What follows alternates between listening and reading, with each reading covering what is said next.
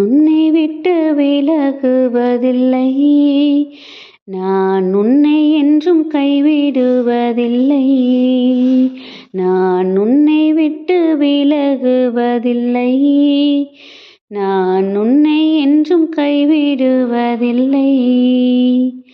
நான் உன்னை காண்கின்ற தேவன், கண்மணி போல் உன்னை காப்பே.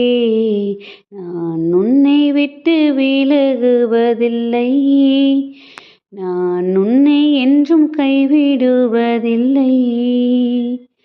பயப்படாதே நீ மனமே, நான் காத்திடுவேன் உன்னை தினமே.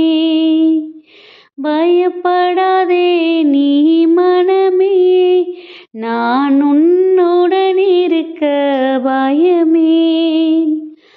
அற்புதங்கள் நான் செய்திடுவேன், அற்புதங்கள் நான் செய்திடுவேன்.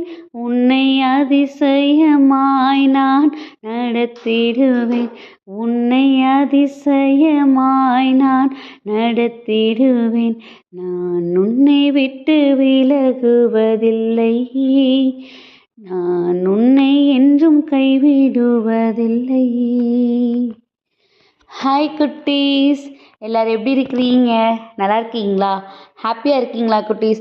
நம்மளை எப்பயும் விட்டு கொடுக்காம நம்மளை பாதுகாத்து பராமரித்து நம்மளை ஒரு ஒரு சூழ்நிலையும் கடந்து வர பண்ணுகிற தேவன் இன்றைக்கும் நம்மளை பார்த்து சொல்கிறாங்க, நீ எதுக்காகவும் பயந்துடாத, நீ எதுக்காகவும் சோர்ந்து போயிடாத, நான் உன்னை அதிசயமாக அற்புதமாக நான் நடத்தி கொண்டு வர போகிறேன் அப்படின்னு நம்மளை பார்த்து சொல்கிறாங்க குட்டீஸ்.